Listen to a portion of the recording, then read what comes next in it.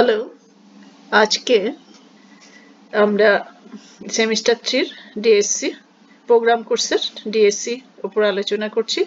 আজকের টপিক হচ্ছে এম্পিরিসিজম, অর্থাৎ অভিজ্ঞতাবাদ। জ্ঞানের উৎপত্তি বিষয়ে অভিজ্ঞতাবাদ নিয়ে আলোচনা করছি। অভিজ্ঞতাবাদ বলে যে অভিজ্ঞতাই হলো জ্ঞানের একমাত্র উৎস। অভিজ্ঞতা ছাড়া জ্ঞান লাভের আর কোনো পথ নেই। পাশ্চাত্য দর্শনের ইতিহাস যদি পর্যালোচনা করা যায় তাহলে দেখা যায় যে অভিজ্ঞতাবাদী দার্শনিক হিসেবে জন লকের নাম সবচেয়ে বেশি উল্লেখযোগ্য। এছাড়াও প্রাচীন গ্রীসেও আমরা দেখতে পাই যে অভিজ্ঞতাবাদের পরিচয় পাওয়া যায়। সোফিস্ট বলে দার্শনিকরা তারা মনে করতেন যে ব্যক্তির নিজস্ব অভিজ্ঞতাই, ব্যক্তিগত অভিজ্ঞতাই হচ্ছে সত্যাসত্য, জ্ঞানের সত্যাসত্য নির্ণয়ের মাপকাঠি। লকের আগে বেকনও অভিজ্ঞতাবাদের কথা বলে গেছে। এখন লক যে অভিজ্ঞতাবাদের পত্তন করেছেন সেটা ডেকার্টের যে সহজাত ধারণা আছে সেই সহজাত ধারণা আর বিরুদ্ধে কঠোর সমালোচনা করে তিনি তার অভিজ্ঞতাবাদের প্রতিষ্ঠা করেছেন। আমরা এর আগের দিন বুদ্ধিবাদ আলোচনা করতে গিয়ে দেখেছি বুদ্ধিবাদীদের মূল বক্তব্য দাঁড়িয়ে আছে সহজাত ধারণার উপর। সহজাত ধারণা থেকে জ্ঞান লাভ, যথার্থ জ্ঞান লাভ করা যায় তারা বলেন। এখন এই সহজাত ধারণাকে লক সবচেয়ে বেশি সমালোচনা করেছেন। ডেকার্ট এবং স্পিনোজা বলেছেন আমরা কতগুলো ধারণা নিয়ে জন্মগ্রহণ করি যেগুলো সহজাত। আবার লাইবনিজ বলেছেন আমাদের সমস্ত ধারণাই হচ্ছে সহজাত ধারণা। লকের মতে মানুষ জন্মের সময় কোনো সহজাত ধারণা নিয়েই জন্মায় না। তিনি বলেন যদি মানুষ সহজাত ধারণা নিয়ে জন্মাতো তবে সকল মানুষের মধ্যেই এই ধারণার অস্তিত্ব থাকতো, কিন্তু বাস্তবে দেখা যায় যে সকল মানুষের মনের মধ্যে এই রকম কোনো সহজাত ধারণার অস্তিত্ব নেই। শিশু, মূর্খ বা জড়ধী ব্যক্তির মধ্যে এই সহজাত ধারণা যেগুলো বলা হয়েছে, যেমন কারণতা, অসীমতা, নিত্যতা, এই সমস্ত ধারণাগুলো এদের মধ্যে নেই। যদি বলা হয় যে এদের মধ্যে এই ধারণাগুলো আছে কিন্তু তারা এই সম্পর্কে সচেতন নয়, তাহলে সেটা একটা স্ববিরোধী কথা হবে। লক আরো বলেন যদি প্রকৃতই সহজাত ধারণা থাকতো তাহলে প্রত্যেক মানুষের মধ্যে তা একই রকমের হতো, কিন্তু আমরা দেখি যে ঈশ্বরের ধারণা, নৈতিকতার ধারণা এগুলো বিভিন্ন কালে এবং বিভিন্ন সমাজে ভিন্ন ভিন্ন ভাবে আছে। তাছাড়া দেখা যায় যে একই সমাজের মধ্যে একটা কনসেপ্ট, ধরো ঈশ্বরের একটা ধারণা, সেটা এক একজনের কাছে এক এক রকম। কেউ ঈশ্বরে বিশ্বাস করেই না, আবার কেউ এক ঈশ্বরে বিশ্বাস করে, কেউ বহু ঈশ্বরে বিশ্বাস করে, ইত্যাদি। তিনি আরো বলেন যে সকলের মনের মধ্যে যদি কোনো ধারণা আর অস্তিত্ব থাকে, একইভাবে আছে, ধরো কোনো ধারণা একইভাবে সবার মনের মধ্যে আছে, তবুও সেটাকে সহজাত বলা যাবে না। যেমন আগুন সম্পর্কে ধারণা সবার মনের মধ্যেই একই রকম ভাবে আছে যে আগুনের কাছে হাত নিলে হাত পুড়ে যাবে, কিন্তু এই ধারণাটা হচ্ছে সর্বজন গ্রাহ্যতা আছে, কিন্তু সবার মনের মধ্যে থাকলেও এটাকে সহজাত বলা যাবে না। তার কারণ এই ধারণাটা আমরা কিসের সাহায্যে লাভ করি? অভিজ্ঞতার সাহায্যে লাভ করি। আগুনের কাছে হাত নিয়ে দেখেছি যে হাত পুড়ে যাচ্ছে, সেই জন্য এটা হচ্ছে অভিজ্ঞতার সাহায্যে প্রাপ্ত ধারণা। সেই জন্য লক বলছেন যে সর্বজন গ্রাহ্যতা সহজাত ধারণার কোনো লক্ষণই হতে পারে না। এই সমস্ত কারণ দেখিয়ে লক বলছেন যে মানুষ কোনো সহজাত ধারণা নিয়ে জন্মায় না। মানুষ যখন জন্মগ্রহণ করে তখন তার মন থাকে একদম শূন্য গর্ভ বলা হয়েছে। এই শূন্য গর্ভ যে মন, তাকে লক বলছেন যে অলিখিত সাদা কাগজ, ইংরেজিতে বলা হয়েছে টাবুলা রেজা। মানুষের মনটা একদম সাদা থাকে জন্মের সময়, কিছু নিয়ে জন্মায় না। বুদ্ধিবাদীরা যেমন বলেছেন যে মানুষ সহজাত ধারণার নিয়ে জন্মগ্রহণ করে, বা সহজাত ধারণার সম্ভাবনা নিয়ে জন্মগ্রহণ করে, বা সহজাত ধারণার প্রবণতা নিয়ে জন্মগ্রহণ করে, বুদ্ধিবাদীরা এরকম বলেছেন। সেটাকে লক একেবারেই গ্রহণ করেননি, অস্বীকার করেছেন। তার মতে মানুষের মন জন্মের সময় একদম শূন্য থাকে, এবং সেই শূন্য মনে যে ধারণাগুলো আসে সেটা অভিজ্ঞতা থেকেই আসে, এবং এই অভিজ্ঞতা দুটো পথ ধরে আসে। একটা পথকে তিনি বলেছেন সংবেদন, এবং আরেকটা পথকে বলেছেন অন্তর্দর্শন। সংবেদনের সাহায্যে আমরা কি করি, বাইরের জগতের জ্ঞান পাই, বাইরের জগতের ধারণাগুলো লাভ করি। আর অন্তর্দর্শনের সাহায্যে আমরা নিজের মানসিক অবস্থার পরিচয় পাই। সংবেদন আর অন্তর্দর্শন, এই দুটো পথ ছাড়া আর কোনো উপায়েই ধারণার উৎপত্তি হতে পারে না। মানে ধারণা হতে গেলে সেটা সংবেদনের সাহায্যে হবে, নতুবা অন্তর্দর্শনের সাহায্যে হবে। লকের মতে যে অভিজ্ঞতার পথ বেয়ে, মানে সংবেদন এবং অন্তর্দর্শনের পথ বেয়ে যে সব ধারণা মনে আসে, সেগুলোকে মন নিষ্ক্রিয়ভাবে গ্রহণ করে। মনের ভেতরে এই ধারণাগুলো এসে বিভিন্ন ধারণা যখন মনের ভিতরে আসছে, তখন মন কি করতে পারে, তাদের সাথে পরস্পরকে তুলনা করতে পারে, সংযুক্ত করে তুলনা করে মন জটিল ধারণার সৃষ্টি করতে পারে, এবং বিশেষ বিশেষ ধারণা থেকে আরোহ পদ্ধতিতে সামান্যীকরণের সাহায্যে সাধারণ ধারণা সৃষ্টি করতে পারে। লকের মতে লক তাই বলেন যে বুদ্ধিতে এমন কিছুই থাকে না যা আগে ইন্দ্রিয়ের মধ্যে ছিল না। লকের মতে অভিজ্ঞতার মাধ্যমে যেসব ধারণা পাওয়া যায় তাদেরকে বাদ দিয়ে জ্ঞান সম্ভব নয়। লক এই ধারণাগুলোকে দুটো ভাগে ভাগ করেছেন। প্রথম হচ্ছে মৌলিক, দ্বিতীয় হচ্ছে যৌগিক। যেসব ধারণাকে মন সৃষ্টিও করতে পারে না, ধ্বংসও করতে পারে না, এবং মন যাদেরকে নিষ্ক্রিয়ভাবে গ্রহণ করে, সেই ধারণাগুলোকে বলা হয়েছে মৌলিক ধারণা। আর মানুষের সমস্ত জ্ঞানই এইসব মৌলিক ধারণাকে অবলম্বন করে গড়ে ওঠে। এই জন্য মৌলিক ধারণাগুলোকে বলা হয় জ্ঞানের বর্ণমালা। এই মৌলিক ধারণাগুলো লাভ করার পর কি করে, মন সক্রিয়ভাবে একাধিক মৌলিক ধারণাকে যুক্ত করে যৌগিক ধারণার সৃষ্টি করে, যৌগিক ধারণা গঠন করে।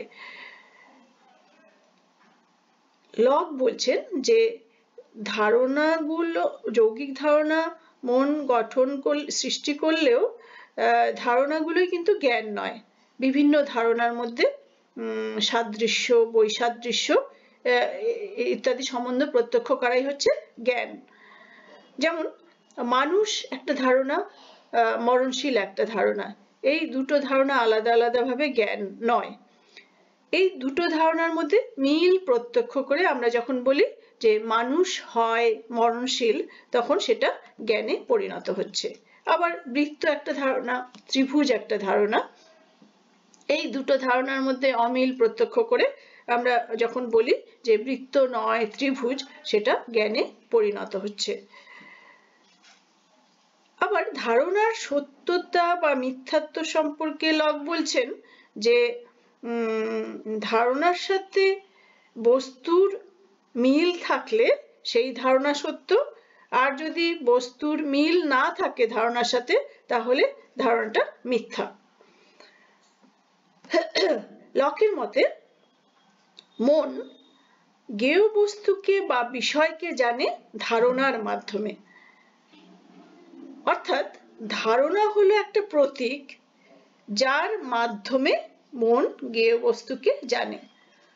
আমরা যখন টেবিলকে প্রত্যক্ষ করি তখন আমাদের কাছে যা উপস্থিত হয় তা হলো তা আসল বা ফিজিক্যাল টেবিলটা নয়, টেবিলের ধারণা মাত্র। মন সাক্ষাৎভাবে কেবল ধারণাকেই জানতে পারে, বস্তুকে নয়। ধারণা থেকে বস্তু সম্পর্কে পরোক্ষভাবে জ্ঞান লাভ করা যায়। এই জন্য জ্ঞান সম্পর্কীয় লকের মতবাদকে প্রতীকবাদ বলা হয়। তাহলে ধারণাকে আমরা সরাসরি পাই, বস্তুকে সরাসরি পাই না। বস্তুকে জানি কিসের সাহায্যে? ধারণার সাহায্যে জানি। আমরা যখন আমাদের ইন্দ্রিয়গুলো যখন বস্তুর সংস্পর্শে আসছে তখন বস্তু মনের মধ্যে একটা ছাপ ফেলছে, সেই ছাপটাকে ধারণা বলা হয়েছে। সেই ছাপটা হচ্ছে বস্তুর প্রতীক। এই প্রতীকগুলোকেই আমরা সরাসরি জানি, এই প্রতীকগুলোর সাহায্যেই আমরা জ্ঞান লাভ করি বস্তু সম্পর্কে। সেই জন্য লকের মতবাদ প্রতীকবাদও বলা হয়ে থাকে। লকের মতে যেহেতু মৌলিক ধারণাগুলো মন সৃষ্টিও করে না, ধ্বংসও করে না, এগুলো আমাদের মন সৃষ্টি করতে পারে না যেহেতু, তাহলে কিভাবে এই ধারণাগুলো আমাদের মনে আসছে? বস্তুর মধ্যে এক ধরনের শক্তি আছে, যে শক্তিকে লক বলছেন গুণ। এই শক্তি আমাদের মনের মধ্যে ধারণার সৃষ্টি করছে। মৌলিক ধারণাগুলো আমাদের মধ্যে সৃষ্টি হচ্ছে কিভাবে? বস্তুর থেকে সৃষ্টি হচ্ছে। বস্তুর মধ্যে একটা শক্তি আছে যাকে বলা হয়েছে গুণ। এই গুণগুলো আমাদের মনের মধ্যে মৌলিক ধারণার সৃষ্টি করছে। লক এই গুণগুলোকে প্রধানত দুটো ভাগে ভাগ করেছেন। একটাকে বলা হয়েছে মুখ্য গুণ, ইংরেজিতে প্রাইমারি কোয়ালিটি, আর একটাকে বলা হয়েছে গৌণ গুণ, সেকেন্ডারি কোয়ালিটি। মুখ্য গুণগুলো হচ্ছে বিস্তৃতি, আকার, বস্তুর যে বিস্তৃতি আছে, আকার, আয়তন, গতি, ওজন ইত্যাদি আছে বস্তুর মধ্যে, যে এই গুণগুলো আছে এগুলোকে বলা হয়েছে মুখ্য গুণ। মুখ্য গুণগুলো হচ্ছে বস্তুর অবিচ্ছেদ্য বৈশিষ্ট্য। এরা বস্তুতে থাকে বলে এদেরকে বস্তুগত বলা হয়েছে। বস্তুতেই থাকে, বস্তুর অবিচ্ছেদ্য অংশ। এগুলো বিস্তৃতি, আকার, আয়তন, গতি, ওজন ইত্যাদি। আর গৌণ গুণ কি সেটা বলতে গিয়ে তিনি বলেছেন, গৌণ গুণ হলো মুখ্য গুণের মাধ্যমে আমাদের মনে বর্ণ, স্বাদ, গন্ধ, শব্দ, শৈত্য ইত্যাদি ধারণার সৃষ্টি করছে। মুখ্য গুণগুলো কিন্তু বস্তুগত, গৌণ গুণগুলো বস্তুগত নয়। এই গৌণ গুণগুলো মুখ্য গুণের মাধ্যমে ব্যক্তির মনে ধারণার সৃষ্টি করছে। লক নিজে অভিজ্ঞতাবাদী হয়েও বলছেন যে দ্রব্য, আত্মা, ঈশ্বরের অস্তিত্ব আছে। আমরা যখন বস্তুকে জানতে চাই তখন বস্তুর গুণগুলোকেই জানতে পারি। বস্তুর মধ্যে যে মুখ্য গুণগুলো আছে বা গৌণ গুণগুলো আছে সেই গুণগুলোকেই জানতে পারি। এখন গুণগুলো যেহেতু হাওয়ায় ভেসে বেড়াতে পারে না, একটা কিছুকে আশ্রয় করে থাকবে, সেই আশ্রয় যাকে দ্রব্য বলা হয়, সেই দ্রব্য হচ্ছে গুণের আশ্রয় বা গুণের আধার। দ্রব্যকে কখনোই অভিজ্ঞতায় পাওয়া যায় না। অভিজ্ঞতায় আমরা কি পাই? শুধুমাত্র বস্তুর গুণগুলোকেই পাই। বস্তুর গুণগুলোকেই পাওয়া গেলেও, দ্রব্যকে অভিজ্ঞতায় না পাওয়া গেলেও লক বস্তুর দ্রব্যত্ব স্বীকার করে নিয়েছেন। তার বক্তব্য হচ্ছে গুণগুলো তো হাওয়ায় ভেসে বেড়াতে পারে না, একটা কিছুর মধ্যে আশ্রিত আছে, আধার হিসেবে একটা কিছু আছে, সেই একটা কিছু দ্রব্য, সেটাকে স্বীকার করে নিতে হবে গুণগুলো ব্যাখ্যা করার জন্য। লকের মতে এই দ্রব্যকে তো অভিজ্ঞতায় পাওয়া যায় না, সেই জন্য তিনি একে বলেন অজ্ঞাত এবং অজ্ঞেয়। তাহলে লক বলছেন দ্রব্যের স্বরূপ জানা না গেলেও গুণের আধার হিসেবে দ্রব্যকে স্বীকার করে নিতেই হবে। এভাবেই তিনি চিন্তা, অনুভূতি, যে সমস্ত আমাদের মানসিক গুণ আছে, সেই মানসিক গুণগুলোর আধার হিসেবে আত্মার অস্তিত্বের কথা স্বীকার করে নিয়েছেন। আত্মাকেও কিন্তু আমরা অভিজ্ঞতায় পাই না, কিন্তু মানসিক গুণগুলোর মানসিক যে সমস্ত আমরা মানসিক কার্য বা মানসিক গুণের পরিচয় পাই অভিজ্ঞতায়, অন্তর্দর্শনের সাহায্যে যে সমস্ত মানসিক গুণের পরিচয় পাই, সেই গুণগুলোর আধার বা আশ্রয় হিসেবে তিনি আত্মাকে স্বীকার করে নিয়েছেন, যদিও আত্মা অভিজ্ঞতায় পাওয়া যাচ্ছে না। ঠিক একইভাবে তিনি এই জগতের সৃষ্টিকর্তা রূপে ঈশ্বরের অস্তিত্ব স্বীকার করে নিয়েছেন। ঈশ্বরকেও কিন্তু অভিজ্ঞতায় পাওয়া যাচ্ছে না, তবুও তিনি এই জগৎটা কিভাবে আসছে, কে সৃষ্টি করেছে? আমরা তো সসীম জীব, আমরা সৃষ্টি করিনি। তাহলে একজন সৃষ্টিকর্তা আছেন, সেই সৃষ্টিকর্তা হচ্ছেন ঈশ্বর। এভাবে লক অভিজ্ঞতাবাদী হয়েও দ্রব্য, আত্মা এবং ঈশ্বরের অস্তিত্ব স্বীকার করে নিচ্ছেন, যদিও অভিজ্ঞতায় দ্রব্য, আত্মা এবং ঈশ্বরকে পাওয়া যায় না। আমরা দেখি যে লকের এই যুক্তি অনুসরণ করে বিশপ বার্কলি, তিনিও একজন অভিজ্ঞতাবাদী দার্শনিক, তিনি লকের যুক্তি অনুসরণ করে বলছেন যে যদি আমরা সরাসরি ধারণাগুলোকেই জানতে পারি, বস্তুকে যদি কখনোই অভিজ্ঞতায় পাওয়া না যায়, বস্তুকে জানতে গেলেই আমাকে ধারণার মাধ্যমে জানতে হয়, তাহলে বস্তু আছে কথা বলা যায় না। বস্তুর মনোবাহ্য অস্তিত্ব তিনি অস্বীকার করেছেন।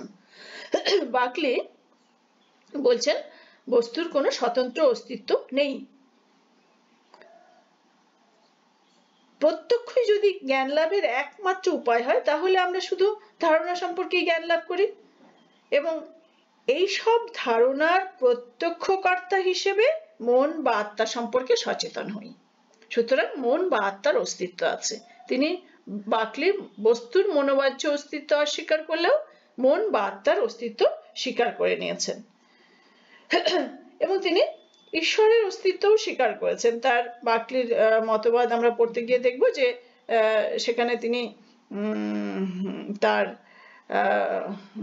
মতবাদকে রক্ষা করার জন্য তিনি অভিজ্ঞতাবাদী হয়েও ঈশ্বরের বস্তুর ধারাবাহিকতা ব্যাখ্যা করার জন্য তিনি ঈশ্বরের অস্তিত্বকে স্বীকার করে নিয়েছেন।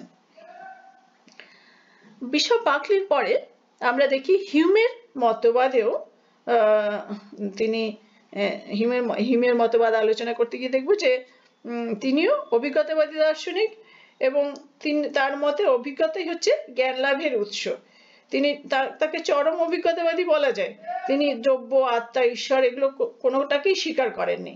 লকের ক্ষেত্রে আমরা দেখলাম দ্রব্য, আত্মা, ঈশ্বরের অস্তিত্ব স্বীকার করেছেন তিনি অভিজ্ঞতাবাদী হয়েও। বার্কলিতে এসে দেখলাম বস্তুর অস্তিত্ব বা দ্রব্যের অস্তিত্ব অস্বীকার করা হয়েছে, কিন্তু আত্মা বা ঈশ্বরের অস্তিত্ব স্বীকার করা হয়েছে। হিউমের ক্ষেত্রে এসে দেখলাম হিউম দ্রব্য, আত্মা, ঈশ্বর কোনো কিছুকেই স্বীকার করেননি। হিউমের মতে আমরা কিভাবে জ্ঞান লাভ করি? আমাদের সমস্ত জ্ঞান মুদ্রণ থেকে আসে, মুদ্রণ এবং ধারণা থেকে আসে। মুদ্রণটা কি? যখন আমাদের ইন্দ্রিয়গুলো বস্তুর সংস্পর্শে আসে, তখন বস্তু যে মনের মধ্যে ছাপ সৃষ্টি করে সেটাকে তিনি বলেছেন মুদ্রণ, ইমপ্রেশন। এই মুদ্রণগুলো সজীব। যখন বস্তুকে সরাসরি জানছি, আমি বস্তুকে জানার চেষ্টা করছি, তখন বস্তু আমার মনের মধ্যে ছাপ সৃষ্টি করছে, সেই ছাপটা হচ্ছে সজীব। কিন্তু ধরো 2 দিন পরে যখন সেটার কথা মনে করছি, তখন সেটা সজীবতা হারিয়ে ফেলছে, কিন্তু সেটা আমরা মনে করতে পারছি, সেই ধারণাটা বুঝতে পারছি। সেই মুদ্রণটা তখন যখন সজীবতা হারিয়ে ফেলছে, মনে আছে, তখন সেটাকে বলা হয়েছে ধারণা। আমাদের সমস্ত জ্ঞানই আসতে হবে কোথা থেকে? মুদ্রণ থেকে বা ধারণা থেকে আসতে হবে। তাহলে দ্রব্যেরও মুদ্রণ হয় না, আত্মারও মুদ্রণ সম্ভব নয়, ঈশ্বরেরও মুদ্রণ সম্ভব নয়। সেই জন্য তিনি দ্রব্য, আত্মা এবং ঈশ্বরকে স্বীকার করেননি।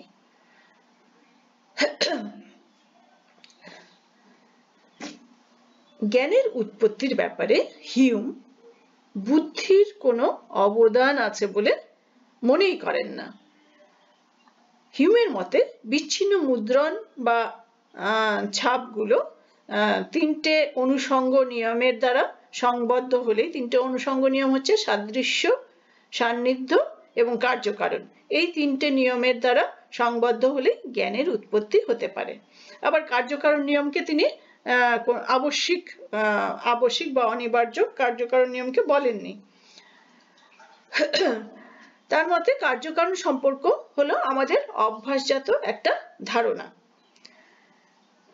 হিউমের মতে কোনো সার্বিক জ্ঞান সম্ভব নয়। হিউমের মতে আমরা কোনো আবশ্যিক জ্ঞান, হিউম বলছেন কোনো আবশ্যিক জ্ঞান সম্ভব নয়। তিনি কার্যকারণের আবশ্যিকতায় বিশ্বাস করেন না। সেই জন্য হিউমের মতবাদটা সংশয়বাদে পরিণত হয়েছে। আমরা এই যে অভিজ্ঞতাবাদ দেখলাম, লক, বার্কলি, হিউম, মিলের ক্ষেত্রেও দেখি তিনি বলেছেন অভিজ্ঞতাই হচ্ছে জ্ঞান লাভের উৎস। এই অভিজ্ঞতাবাদের নানা রকম সমালোচনা করা হয়ে থাকে। প্রথম যে সমালোচনা করা হয় সেটা হচ্ছে, লক যে বলেছিলেন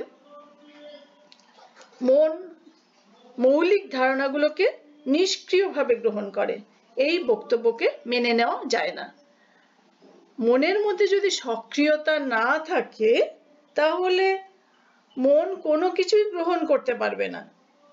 তোমার সামনে দিয়ে যদি মন যদি নিষ্ক্রিয় থাকে, তোমার সামনে দিয়ে একটা হাতি হেঁটে গেলে তুমি দেখতে পাবে না।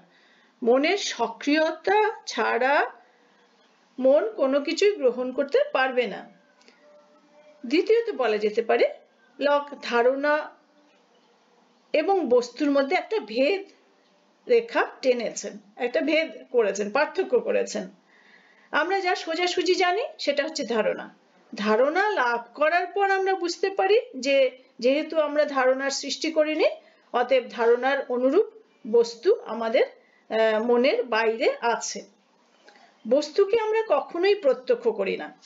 বস্তু সম্পর্কে আমাদের জ্ঞান পরোক্ষ জ্ঞান, কিন্তু বস্তুকে প্রত্যক্ষ না করলে বস্তু আছে কি নেই তা জানবো কিভাবে? এবং আমাদের ধারণা বস্তুর অনুরূপ হয়েছে কিনা তাই বা জানা যাবে কিভাবে? তাহলে যা আমরা জানি সেটা হচ্ছে, লকের মতে আমরা যা জানি সরাসরি সেটা হচ্ছে ধারণা। বস্তু আছে তিনি বলছেন, কিন্তু বস্তুকে যদি আমি নাই জানি সরাসরি, বস্তুকে যদি না জানতে পারি তাহলে বস্তু আছে সেটা বলা যাবে কি করে? লক ধারণা এবং জ্ঞানের মধ্যেও পার্থক্য করেছেন। লকের মতে জ্ঞান হলো ধারণাগুলির মধ্যে সাদৃশ্য বা বৈসাদৃশ্য প্রত্যক্ষ করা, কিন্তু কোন বস্তুর ধারণা মনের মধ্যে থাকা মানেই বস্তু সম্পর্কে জ্ঞান থাকা। এখন ধারণা আরো বলা যেতে পারে, লক ধারণা সত্য না মিথ্যা তা নির্ভর করে, বলেছেন যে ধারণার সাথে বস্তুর মিল আছে কি মিল নেই সেটার উপর। আমার যে ধারণা একটা হয়েছে সেই ধারণাটা সত্য না মিথ্যা কি করে বুঝবো? যে ধারণাটার সাথে বস্তুর মিল হলে ধারণাটা সত্য, আর বস্তুর যদি মিল না হয় তাহলে ধারণাটা মিথ্যা, লক বলেছেন। কিন্তু বস্তু তো অজ্ঞাত, তার সাথে কি করে বুঝবো যে মিল হয়েছে কি মিল হয়নি? সেই জন্য লকের যে মতবাদ সেটাকে লক ঠিক তার মতবাদকে ক্লিয়ারলি ব্যাখ্যা করতে পারছেন না।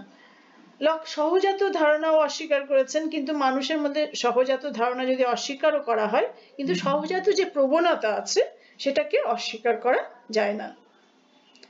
আবার হিউমের দর্শনে আমরা দেখি তিনি মনের স্থায়ী সত্তা অস্বীকার করেছেন, আত্মাকে অস্বীকার করেছেন। মনকে একটা স্থায়ী এন্টিটি হিসেবে তিনি স্বীকার করেননি। মন হচ্ছে কতগুলো ধারাবাহিকতা, বিচ্ছিন্ন সংবেদন, মানসিক সংবেদনের ধারাবাহিকতা। এই মতবাদটাকেও মেনে নেওয়া যাচ্ছে না। লক, হিম এরা কি কি করছেন? জ্ঞানের উৎপত্তির ব্যাপারে বুদ্ধির কোনো অবদানই স্বীকার করেননি।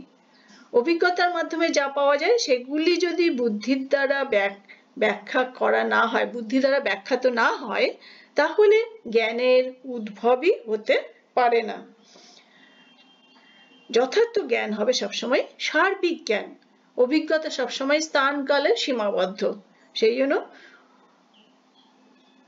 জ্ঞানের ক্ষেত্রে বুদ্ধিরও যেমন দরকার আছে, ঠিক একইভাবে সেটা সেই অভিজ্ঞতা লব্ধ যে তথ্যগুলো সেগুলো বুদ্ধি দ্বারা যদি ব্যাখ্যাত না হয়, তাহলে সেটা যথার্থ জ্ঞানে পরিণত হতে পারে না। সেই জন্য অভিজ্ঞতাবাদকেও আমরা বলতে পারি যে এই মতবাদও হচ্ছে ওয়ান সাইডেড, একাদেশদর্শী মতবাদ। বুদ্ধির অবদানকে অস্বীকার করেছে বলে এই মতবাদও সম্পূর্ণ গ্রহণযোগ্য নয়। Thank you.